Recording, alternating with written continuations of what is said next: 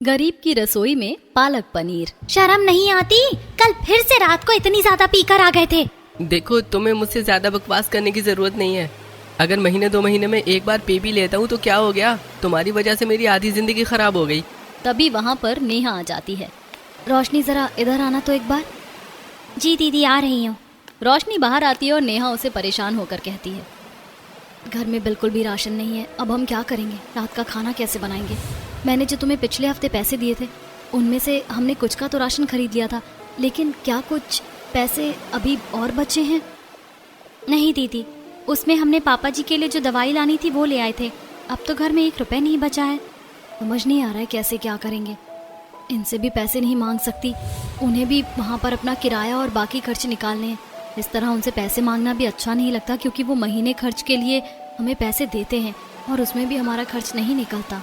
तभी निधि खुश होते हुए वहाँ पर आती है और शादी का कार्ड उन्हें दिखाते हुए कहती है, देखो भाभी, आज हमारे पड़ोस में शादी है। मैं तो इस बारे में भूल ही गई थी। जब मैं अपनी बुक्स निकाल रही थी तो मुझे कार्ड मिला जो कुछ दिन पहले आया था। आज हमें शादी में जाना है, मजा आएगा। हम वहाँ पर बढ़िया पालक पनीर खाएंगे और आइसक्रीम खाएंगे। चलो ये तो अच्छी बात है। इस तरह रात हो जाती है और रात को सब खुश होकर तैयार हो रहे थे और शादी में खाना खाने चले जाते हैं। वहाँ जाने के बाद वो अपने कुछ पड़ोसी से भी मिलते हैं। अरे सरला बहन नहीं नजर आ रही कहीं पर भी। वो तो शादी की तैयारियों में और अपने मेहमानों के साथ बिजी होंगी। हाँ बिल्कुल, अभी मैं उनसे ही मिलकर आई थी। अभी तो वो बहुत बिजी हैं, तुम थोड़ी देर बाद उनसे मिल लेना। तभी वहाँ नेहा आ जाती है। चलिए मम्मी जी, हम एक बार खाना खा लेते हैं, फिर उसके बाद हम आंटी जी से मिल लेंगे। इतना कहकर शांति और नेहा वहाँ से चले जाते हैं और उसके बाद शीला और सविता उन लोगों की बुराई करने लगते हैं। मुझे तो समझ नहीं आ रहा, सरला ने इन जैसे फटीचरों को शादी में कैसे बुला लिया? पूरा परिवार उठकर आ गया खाना खाने के लिए। और पड़ोस में रहते हैं और गरीब हैं, इसलिए तरस खाकर काट दे दिया होगा। अब देखो कैसे भुक्कड़ों की तरह सारा खाना खा जाएंगे। वहीं दूसरी तरफ पूरा परिवार खाना खा रहा था और आज खाने में पालक पनीर भी था, जिसे देखकर सबसे ज्यादा खुशी तो निधि को ही हो रही थी। मुझे सच में बहुत खुशी हो रही है, क्योंकि पालक पनीर मुझे बहुत ज़्यादा पसंद है और ये मेरी सबसे पसंदीदा डिश है और इसे खाए हुए काफ़ी समय हो गया है। हाँ, पूरे 2 साल पहले बनी थी, वो भी पता नहीं कैसे मुश्किलों से बन पाई थी। सच में हमारे हालात हमेशा से ऐसे ही रहे हैं भाभी। मैं भी चाहती हूँ कि काश इस तरह का अच्छा खाना हर रोज़ हमारी घर पर बने।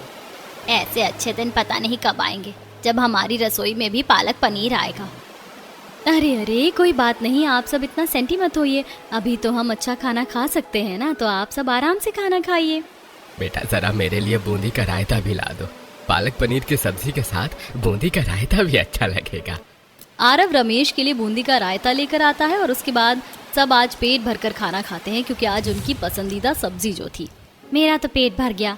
चलो खाना खाने के बाद कुछ मीठा हो जाए, कुछ गुलाब जामुन और आइसक्रीम खाते हैं। उसके बाद सब गुलाब जामुन और आइसक्रीम खाते हैं और वहाँ से जाते हुए वो सरला से मिलते हैं और उसे बहुत बधाई देते हैं। अरे सरला बहन, बधाई हो तुम्हें बहुत बहुत। आखिर अब तुम्हारे बेटे की शादी हो गई। हाँ बिल्कुल, फाइनली सब ठीक हो गया और अब इसकी भी शादी हो गई। हाँ काकी, आपको हम सब की तरफ से बहुत बहुत बधाई। इस तरह बधाई देकर पूरा परिवार घर वापस आ जाता है और आज सब बहुत ही सुकून की नींद सोते हैं। लेकिन अगले दिन सुबह उठकर निधि के पेट में बहुत ज़्यादा दर्द हो रहा था और उसकी हालत ख़राब हो रही थी। मम्मी, मेरे पेट में बहुत ज़्यादा दर्द हो रहा है। इतना ज़्यादा दर्द बढ़ता जा रहा है कि अब बर्दाश्त से बाहर हो रहा है। अरे बेटा, तुझे अचानक से क्या हो गया? तेरे पेट में इतना ज़्यादा दर्द क्यों हो रहा है? निधि दर्द की वजह से इतना ज़्यादा परेशान हो रही थी कि उसका दर्द इतना ज़्यादा बढ़ गया था कि अब उसकी आंखों से आंसू बहने लगे थे। पता नहीं मम्मी, बहुत ज्यादा दर्द हो रहा है। समझ नहीं आ रहा कि अचानक से क्या हो गया। निधि की ऐसी हालत देखकर घर में हर कोई परेशान हो रहा था। और दीदी, आपको क्या हो गया? मुझे लगता है कि हमें निधि को अभी के अभी डॉक्टर के पास लेकर जाना चाहिए। नेहा और शांति निधि को डॉक्टर के पास लेकर जाते हैं और नेहा रास्ते में ही रोहन को कॉल करती है। क्या बात है भाग्यवान, आज तो सुबह सुबह ही मेरे पास फोन आ गया। क्या तुम्हें मेरी इतनी याद आ रही थी? नहीं रोहन जी, दरअसल बात ऐसी है कि निधि के पेट में बहुत ज़्यादा दर्द हो रहा है और उसका दर्द बिल्कुल बर्दाश्त से बाहर हो रहा है, इसीलिए हम उसे डॉक्टर के पास लेकर जा रहे हैं और हमारे पास बिल्कुल भी पैसे नहीं हैं। तो क्या आप हमें डॉक्टर की फीस के लिए थोड़े बहुत पैसे भेज सकते हैं? ये बात सुनकर रोहन भी बहुत ज़्यादा परेशान हो जाता है। लेकिन क्या हुआ? निधि को अचानक से ऐसा कैसे हो गया? पता नहीं, मुझे भी कुछ समझ नहीं आ रहा। आप बस प्लीज़ थोड़े से पैसों का इंतज़ाम कर दीजिए। तुम चिंता मत करो, मैं जल्दी पैसों का इंतजाम करता हूँ और जल्दी से जल्दी पैसे भेजता हूँ। रिक्शा में नेहा और शांति निधि को लेकर जा रहे थे और थोड़ी देर बाद में अस्पताल पहुंच जाते हैं और डॉक्टर को दिखाते हैं। वहां जाने के बाद निधि को बहुत ज़्यादा उल्टी भी होती है। डॉक्टर जब निधि को चेक करते हैं तो देखिए, इनको बहुत ज़्यादा फूड पॉइजनिंग हो गई है और जिसकी वजह से ये सब हो रहा है। लेकिन इनकी उल्टी में खून भी निकला है, तो हमें इनके कुछ टेस्ट करवाने होंगे, क्योंकि पता नहीं कि सिर्फ फूड पॉइजनिंग है या और कुछ और भी है जिसकी वजह से ये सब हो रहा है। ठीक है डॉक्टर साहब, आपको जो करना है आप वो टेस्ट कीजिए, लेकिन मेरी बेटी ठीक तो हो जाएगी ना? देखिए, फिलहाल नॉर्मल सी फूड पॉइजनिंग तो ठीक हो जाएगी दवाई से, लेकिन टेस्ट करवाने होंगे और उसके बाद जो भी होगा उसके हिसाब से ही मैं बता पाऊंगा कि कैसे क्या होगा। लेकिन आप बता सकते हैं कि कल इन्होंने क्या खाया था? दरअसल कल डॉक्टर इन्होंने पालक पनीर और तली हुई चीज़ें खाई थी। तो उनमें से ही किसी चीज़ से इनको ये फूड पॉइजनिंग ट्रिगर हुई है, इसलिए अगले कुछ दिनों तक इन्हें वही चीज़ नहीं खानी है जो इन्होंने कल खाई थी, बल्कि आप उन्हें हल्का खाना दीजिए। वहीं दूसरी तरफ रोहन परेशान होकर अपने सेठ के पास जाता है। सेठ जी, मैं सच कह रहा था कि जो मैंने एक्स्ट्रा ओवर टाइम किया था, तो क्या उसके आप पैसे मुझे अभी दे सकते हैं? मुझे बहुत ज़्यादा ज़रूरत है। अरे यार रोहन, तू भी हमेशा पैसे मांगने आ जाता है। अरे तू तो मेरे साथ ऐसा सलूक करता है जैसे तो मैं तेरे पैसे लेकर कहीं भाग रहा हूँ। अरे मैं तेरे पैसे तुझे दे दूंगा। सेठ जी, मुझे कोई शक नहीं है और ना ही मैं इसलिए ऐसा करता हूँ। दरअसल मेरी बहन की तबीयत बहुत ज़्यादा ख़राब हो गई है, जिसकी वजह से मुझे अभी ही अर्जेंट पैसों की ज़रूरत है, वरना मैं कुछ दिन इंतज़ार कर लेता। लेकिन प्लीज़ प्लीज़ मेरी मदद कीजिए। ये बात सुनकर सेठ को भी तरस आ जाता है, जिसके बाद वो उसे पैसे देता है और ठीक है, तुम अपने पैसे लो और कहते हैं कि ज़रूरतमंद की पुकार हमेशा सुननी चाहिए, और तुम राजू को कह देना, वो पेटीएम से तुम्हारी पेमेंट कर देगा। शुक्रिया सेठ जी। उसके बाद रोहन वहाँ से चला जाता है और नेहा के पास पैसे भेज देता है, जिसके बाद नेहा डॉक्टर की पेमेंट कर देती है और निधि को लेकर घर आ जाती है। तो भाभी, डॉक्टर ने क्या बताया? दीदी ठीक तो हो जाएंगी ना? हाँ अरब, तुम चिंता मत करो, निधि बिल्कुल ठीक हो जाएगी। अब घर में सब बहुत ज़्यादा परेशान हो रहे थे। नेहा के पास कुछ बचे हुए पैसे थे, जिससे वो राशन की दुकान पर जाकर कुछ चावल और थोड़ा सा आटा लेकर आ जाती है और रात को सभी को सूखी रोटी बनाकर दे देती है और साथ में थोड़ा सा नमक रखकर। बेटा, क्या रोटी के साथ खाने के लिए और कुछ भी नहीं है? नहीं पापा जी, सारे पैसे खत्म हो गए हैं और अभी उनकी पगार आने में भी थोड़ा समय बचा है, इसीलिए हमें अभी इसी में काम चलाना होगा। कोई बात नहीं, गर्मा गर्म रोटी नमक के साथ भी अच्छी लगेगी। चलो सब जल्दी से चुपचाप खाना खा लो, ठंडी होने के बाद रोटी का स्वाद नहीं रहता। ऐसा बोलकर शांति बात को खत्म करना चाहती थी और चाहती थी कि सब जल्दी से खाना खा ले, क्योंकि रूखे सूखे खाने को भी कितनी ही देर तक हम देखेंगे, उतना ही दर्द बढ़ता जाएगा। यूं ही कुछ दिन गुजर रहे थे और वहीं दूसरी तरफ रोशनी भी अपने पति से बहुत ज्यादा परेशान थी। आप क्या कह रहे थे कि महीने 2 महीने में पीता हूँ? मान लिया कि आप महीने या 2 महीने में एक बार अपने दोस्तों के साथ पी लेते हो, ठीक है, लेकिन पूरा दिन आलसियों की तरह घर में भी तो पड़े रहते हो। अरे आपकी आदत से परेशान होकर सबने आपको कहना ही छोड़ दिया। आपको शर्म नहीं आती कि भैया अकेले काम कर रहे हैं और घर की हालत खराब हो रही है, तो आपको भी उनकी मदद करनी चाहिए। हाँ ठीक है, अगर बाकी सबने कहना छोड़ दिया है तो तुम भी मेरा पीछा क्यों नहीं छोड़ देती? तुम्हें पता भी है कि मजदूरी का काम करना कितना मुश्किल होता है। उस दिन मैं छत पर ही बेहोश हो गया और अगर मेरा थोड़ा सा पाँव फिसल जाता तो मेरी जान को कितना बड़ा खतरा हो सकता था। मुझे ऐसे काम करने बिल्कुल भी पसंद नहीं है। लेकिन पेट पालना है तो कुछ तो करना ही होगा ना। अभी मुझे कुछ नहीं करना, मैं आराम से यहाँ पर रहना चाहता हूँ, लेकिन तुम्हारे रहते हुए मुझे यहाँ पर भी सुकून कहाँ से मिलेगा? जा रहा हूँ। यश एक नंबर का कामचोर और आलसी था और वो कोई भी काम नहीं करता था। और वहीं दूसरी तरफ रोहन परिवार से दूर अकेला घर वालों के लिए खूब मेहनत करता था और रात को भी ओवर टाइम करता था। चल रोहन भाई, सारा काम खत्म हो गया है, अब तो घर चल। तेरे ओवर टाइम की वजह से कई बार मुझे भी एक्स्ट्रा रुकना पड़ जाता है। मैं तुझे कितनी बार कहता हूँ कि तू तो घर चला जाया कर, मेरी तो मजबूरी है। यार तुझे अकेले छोड़कर कैसे जा सकता हूँ? रात को फिर अकेला घर आएगा। चल दोनों साथ में चलते हैं। राजू और रोहन ने साथ में किराए पर एक छोटा सा कमरा लिया हुआ था और दोनों घर आकर 2-2 रोटी बनाकर सूखी रोटी खाकर सो जाते। इस तरह रोहन बहुत मेहनत कर रहा था। रोहन भी बड़ी मुश्किल से पाई पाई बचाकर घर पर भेजता था, लेकिन अचानक से सेठ की कंपनी में घाटा हो जाता है और उनकी नौकरी चली जाती है। अरे मैं जानता हूँ भाइयों कि तुम सबको बहुत दुख हो रहा होगा और काफी चिंता हो रही होगी अपने भविष्य की, लेकिन मुझे माफ करना, मैं कुछ और नहीं कर सकता। तुम सबको अब कहीं और काम ढूंढना होगा। अचानक से उनके ऊपर भी इतना बड़ा संकट आ गया था, जिसकी वजह से रोहन और राजू भी बहुत परेशान हो रहे थे और जो पैसे थे उन्होंने सारे घर पर घर खर्च के लिए भेज दिए थे, जिसकी वजह से वो अपना किराया नहीं निकाल पा रहे थे। तो मकान मालिक उनसे घर खाली करवा देता है। अरे भाई चलो अब कहीं और जाकर अपना मकान देखो, बिना किराए के मैं तुम्हें इस घर में एक दिन भी नहीं रख सकता। अचानक से रोहन सड़क पर आ जाता है और वहीं दूसरी तरफ ये बात अभी घर वालों को नहीं पता थी। रात को जब सब खाना खा रहे थे तो बगल वाले घर से पालक पनीर बनने की खुशबू आ रही थी, जिसके बाद निधि तो खुद पर काबू नहीं कर पाती। मेरा पालक पनीर खाने का बहुत मन कर रहा है, कितनी अच्छी खुशबू आ रही है भाभी। तुम इतना मत सोचो निधि, तुम जानती हो ना कि अभी तुम कुछ भी बाहर का नहीं खा सकती और ना ही पालक पनीर खा सकती हो। मुझे नहीं लगता हम कभी भी शांति से पालक पनीर खा पाएंगे। मुझे तो लगता है कि बस यही सूखी रोटी खाना हमारे नसीब में लिखा है। नहीं बेटा, ऐसा नहीं कहते। जिंदगी में हालात चाहे कितने ही बुरे क्यों ना हो, अगर रात आती है तो उसके बाद सवेरा जरूर आता है। इस तरह सब खाना खाते हुए बात करते हैं और थोड़ी देर बाद नेहा रोहन के पास कॉल करती है। आप ठीक तो है ना? कुछ परेशान लग रहे हैं, आपने खाना खाया? हाँ बिल्कुल मैं ठीक हूँ, तुम चिंता मत करो। घर पर सब कैसे हैं और निधि कैसी है? बस क्या बताऊं, दवाइयों से ठीक है। एक दिन दवाई नहीं लेती तो पेट में दर्द हो जाता है। अभी पैसे नहीं है लेकिन निधि का चेकअप भी करवाना है। ये बात सुनकर रोहन बहुत उदास हो जाता है और कॉल कट करने के बाद वहीं बेंच पर लेट जाता है। क्या करूँ समझ नहीं आ रहा। क्या गांव वापस चला जाऊं? लेकिन गांव जाऊंगा तो फिर से वही छोटा मोटा काम मिलेगा और एक समय का खाना भी नसीब नहीं होगा। यहाँ शहर में नॉर्मल काम के भी अच्छे खासे पैसे मिल रहे थे, लेकिन अचानक से सब खत्म हो गया और राजू भी अब अपने घर वापस चला गया है। मैं अब अकेला यहाँ क्या करूँगा?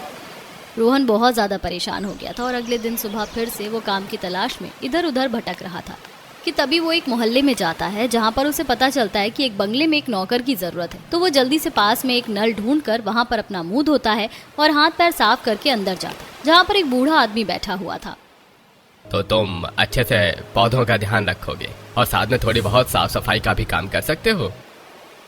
जी बिल्कुल, आप मुझे जो भी काम कहेंगे मैं वो काम पूरी ईमानदारी और लगन से करूँगा।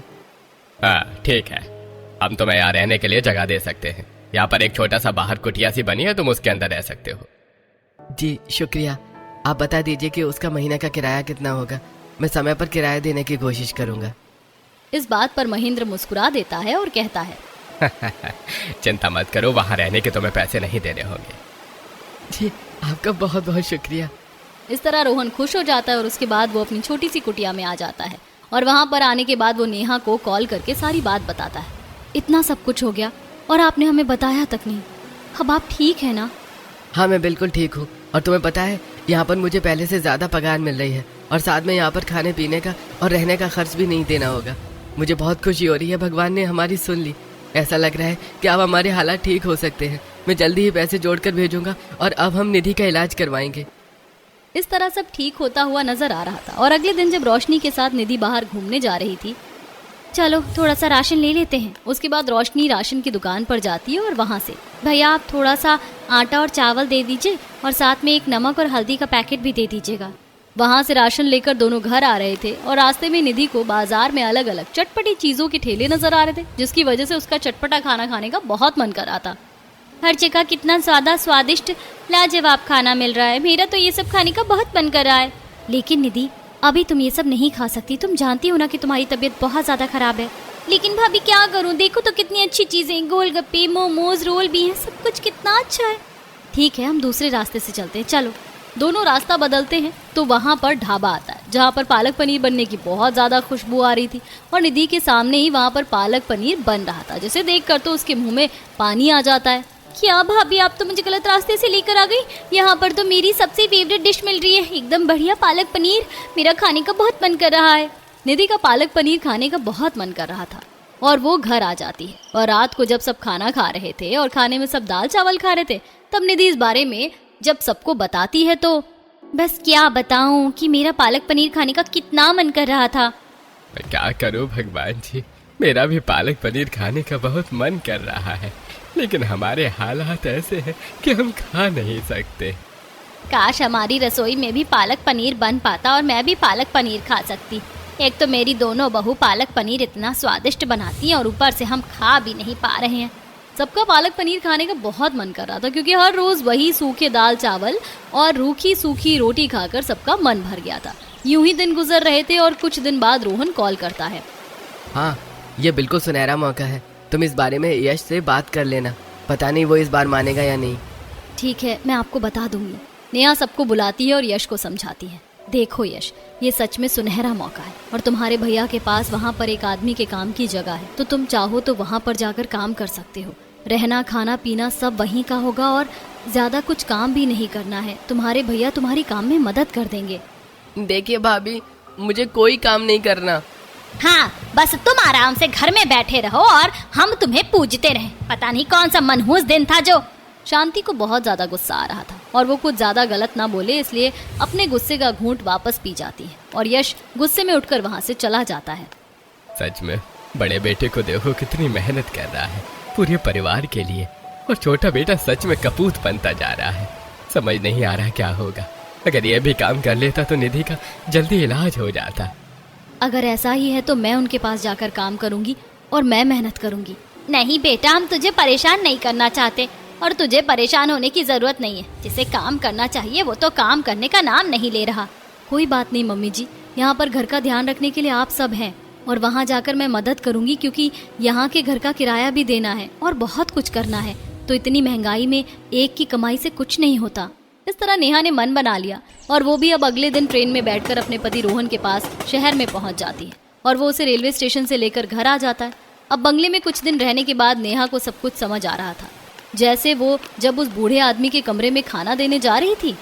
ए बुड्ढे, लगता है तेरी अकल ऐसे ठिकाने नहीं आएगी। या तो सारी प्रॉपर्टी मेरे नाम कर, वरना तुझे अपनी जान से हाथ गंवाना पड़ेगा। अरे चाहे कुछ भी हो जाए, लेकिन मैं तुम्हें अपनी प्रॉपर्टी बिल्कुल नहीं देने वाला। मैं बीमार हूँ लेकिन लाचार नहीं। ठीक है, तो तू ऐसे नहीं मानेगा।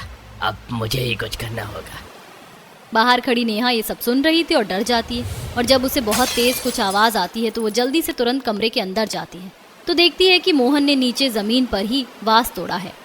मैं बाद में जरूर आऊंगा। इतना कहकर मोहन गुस्से में वहां से चला जाता है और नेहा परेशान होकर महेंद्र से पूछती है, क्या आप ठीक हैं? हाँ, मैं बिल्कुल ठीक हूँ बेटा, तुम चिंता मत करो। अच्छा बताओ, आज खाने में क्या बना है? आपकी पसंदीदा घिया कोफ्ते की सब्जी बनाई है, लेकिन आपको इस बारे में पुलिस को कंप्लेंट करनी चाहिए। भले ही मैं उसका सौतेला बाप हूँ, लेकिन उसका जीवन खराब नहीं करना चाहता। इस तरह महेंद्र इस बात को हटा देता है और उसके बाद वो खाना खाता है। नेहा महेंद्र का बहुत अच्छे से ध्यान रखती थी और अपना काम भी बहुत अच्छे से करती थी। रोहन भी वहाँ पर बहुत अच्छा काम करता था और दोनों मिलकर पैसे बचाकर घर भेजा करते थे। तब शांति निधि को डॉक्टर के पास लेकर जाती है।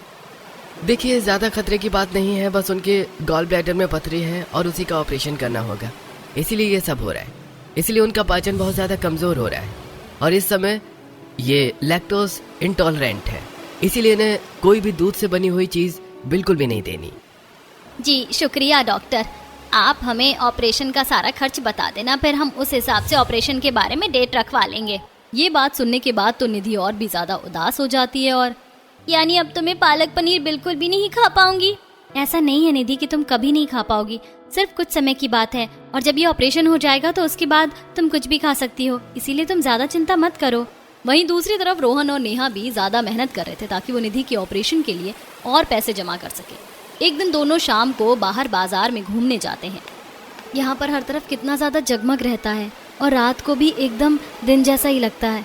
यहाँ पर लगता है लोगों को बाहर का खाना खाने का कुछ ज्यादा ही शौक है। कितने सारे होटल ढाबे और ठेले लगे हुए हैं। हाँ, मेरा भी कई बार मन करता था कि हमारी भी यहाँ पर खाने की खुद की दुकान हो। मैंने सुना है कि इसमें यहाँ पर सबसे ज़्यादा मुनाफा होता है। उसके बाद दोनों वहाँ पर गोलगप्पे खाते हैं और घर वापस आ जाते हैं। इस तरह दिन गुजर रहे थे और कुछ दिन बाद महेंद्र की तबीयत खराब होने पर जब नेहा उसे खिचड़ी खिला रही थी। मेरा तो खिचड़ी खाने का बिल्कुल भी मन नहीं कर रहा है। लेकिन अभी आपको खिचड़ी ही खानी होगी और डॉक्टर ने आपको और कुछ खाने से मना किया है। तबीयत खराब होना भी कितना गलत होता है। अच्छा ठीक है, लेकिन जब मैं ठीक हो जाऊंगा तो बताओ, तो मुझे क्या बनाकर खिलाओगी? सबसे अच्छा क्या बना लेती हो? मेरे घर वालों को मेरे हाथ का पालक पनीर बहुत अच्छा लगता है। यह तो मुझे भी बहुत पसंद है। तो ठीक है, कल मेरे लिए पालक पनीर ही बनेगा। अब शाम को नेहा बाजार से पनीर और पालक लेकर आती है और अगले दिन पालक बनाने की तैयारी शुरू करती है। वो सबसे पहले पालक को अच्छे से उबाल लेती है और उसके बाद वो पनीर को भी धोकर उसके छोटे छोटे पीस कर लेती है और साथ में सारे मिर्च मसाले कूटने के बाद वो लहसुन और प्याज का छौंक लगाकर उसके अंदर सारी सामग्री डाल देती है और उसे पकने के लिए छोड़ देती है। चलो, जब तक पालक पनीर बन रहा है तब तक आटा गूंथ लेती हूँ। उसके बाद नेहा सबके लिए खाना तैयार कर लेती है और महेंद्र जब पालक पनीर खाता है तो उसे बहुत खुशी होती है। ये तो सच में बहुत ही स्वादिष्ट और लाजवाब बना है। आज से पहले मैंने इतना स्वादिष्ट पालक पनीर कभी नहीं खाया। तुमने तो सच में कमाल कर दिया। ढाबे का पालक पनीर भी फेल कर दिया तुमने। बस इतना भी कुछ खास नहीं बना वैसे तो। बेटा, मैं किसी की झूठी तारीफ नहीं करता, ये सच में बहुत स्वादिष्ट बना है।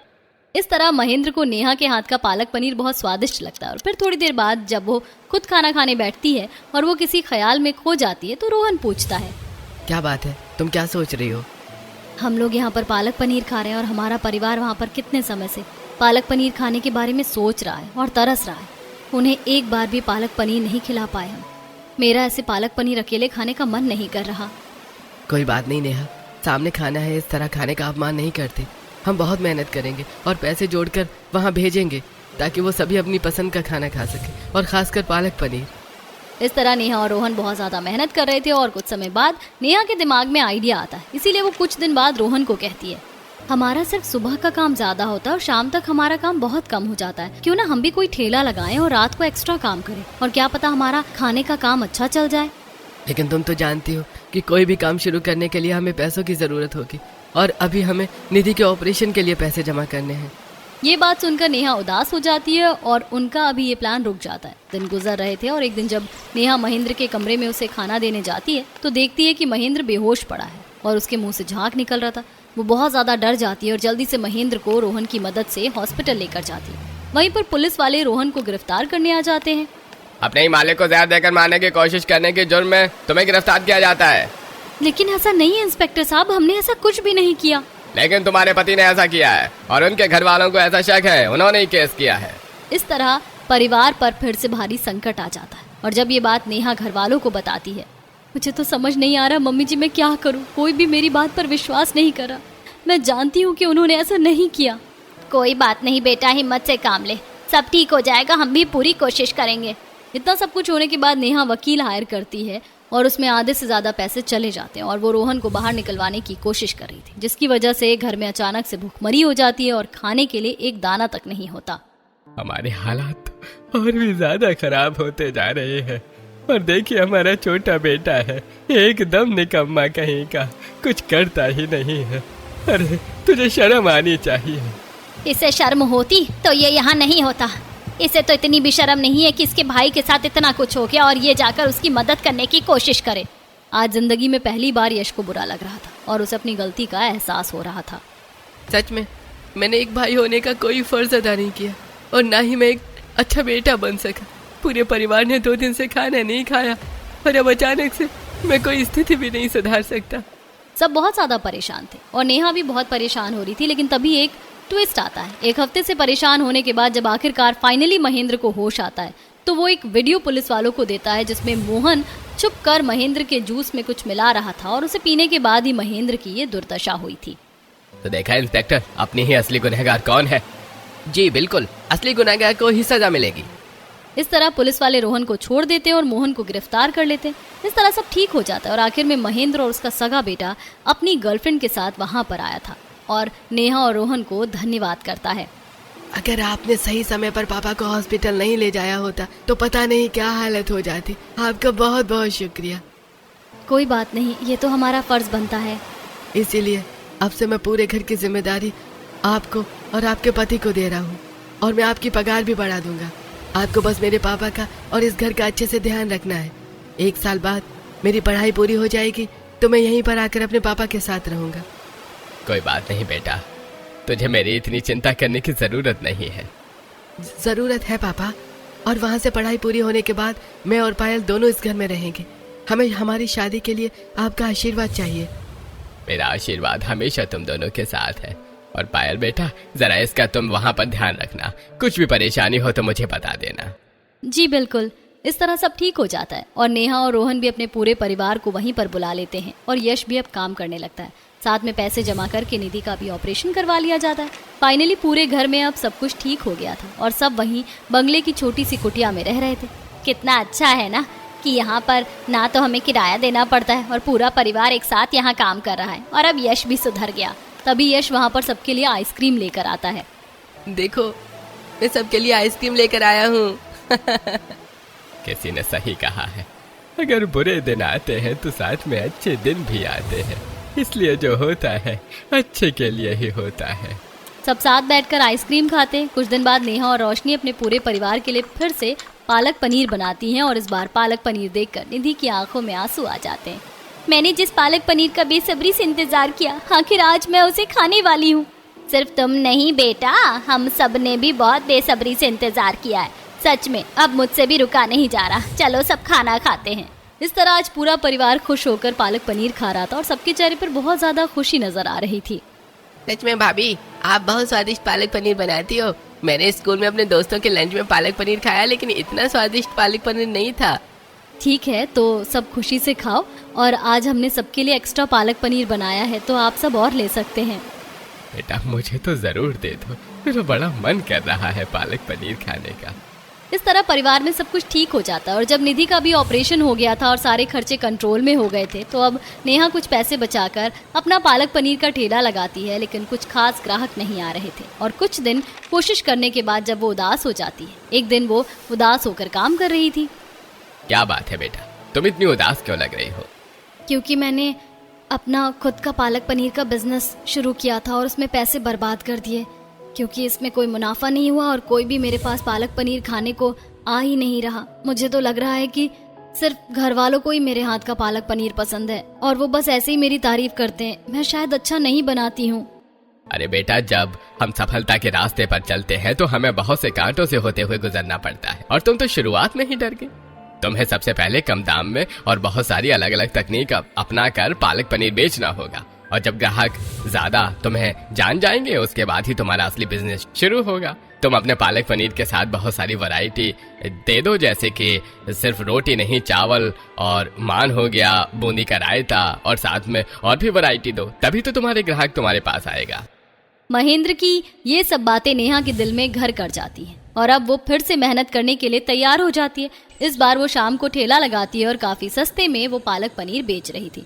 लाउड स्पीकर में आवाज चल रही थी, 20 रुपए प्लेट पालक पनीर को एकदम स्वादिष्ट, बढ़िया बढ़िया, ताजा ताजा पालक पनीर। एक बार खाओगे बार बार आओगे, खुद को रोक नहीं पाओगे।